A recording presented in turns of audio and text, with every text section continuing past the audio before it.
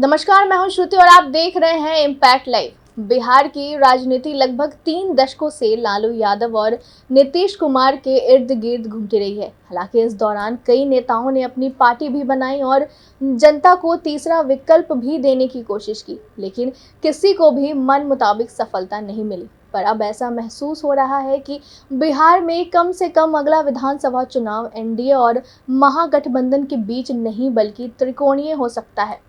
जिस तरह से प्रशांत किशोर और उनकी पार्टी जनसुराज सुर्खियों में है, उससे यह साफ है कि 2025 में होने वाले विधानसभा चुनावों में बिहार में महामुकाबला देखने को मिल सकता है। वहीं इसकी शुरुआत उपचुनावों में ही हो गई है। इस उपचुनाव में जनसुराज को कितनी सफलता मिलेगी यह तो 23 नवंबर को पता चलेगा। पर इतना तो साफ है कि जनसुराज ने 3 दशकों से बिहार की सत्ता में गहराई तक जड़ जमाकर बैठे दोनों बड़े गठबंधनों एनडीए और महागठबंधन के लिए मुश्किलें खड़ी कर दी है। देखें तो इस उपचुनाव से बिहार की सत्ता में कोई परिवर्तन नहीं होने जा रहा है, किंतु आम चुनाव से 1 वर्ष पहले हो रहे इस सियासी संघर्ष को सेमीफाइनल की तरह माना जा रहा है। खासकर जनसुराज के लिए तो यह उपचुनाव काफी अहम है, क्योंकि इसके परिणाम प्रशांत किशोर 2025 के लिए अपनी तैयारियों का आंकलन कर सकते हैं। यानी कि प्रशांत किशोर के लिए यह उपचुनाव किसी बड़ी अग्नि परीक्षा की तरह है। वैसे भी एनडीए और महागठबंधन का अपना अपना वोट बैंक है, चाहे आरजेडी हो या जेडीयू या फिर बीजेपी। ये सभी अपने कोर वोटरों के समर्थन से राज्य में लगातार राजनीति कर रहे हैं। ऐसे में जनसुराज का प्रयास दोनों गठबंधनों के कोर वोटरों में सेंधमारी कर अपना रास्ता बनाने का है।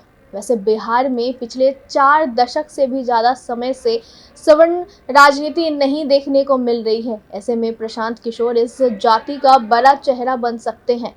हालांकि प्रशांत किशोर जाति ही नहीं बल्कि विकास की राजनीति की बात करते हैं, लेकिन बिहार की राजनीति अभी तक जिस तरह की रही है उसको देखते हुए इसको साधे बिना सत्ता मिलना आसान नहीं है। अगर देखें तो आरजेडी ने यादव मुस्लिम समीकरण के सहारे भाजपा को अपने बूते बिहार की सत्ता में अभी तक वंचित रखा है। इसी तरह जेडीयू ने अन्य पिछड़ी जातियों को गोलबंद कर बीजेपी और आरजेडी की राजनीति को संतुलित करके रखा है। बीजेपी को अपने कोर वोटरों के साथ साथ नीतीश कुमार के पिछड़े वर्ग में पैठ का भी सहारा है। यानी कि बिहार में वोट बैंक की राजनीति होती रही है। अब प्रशांत किशोर इसमें सेंध लगाने में कितना कामयाब हो पाएंगे यह तो वक्त ही बताएगा।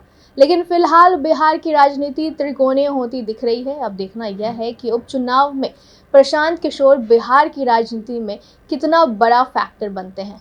ऐसे ही तमाम खबरों के लिए देखते रहिए इम्पैक्ट लाइव। शुक्रिया।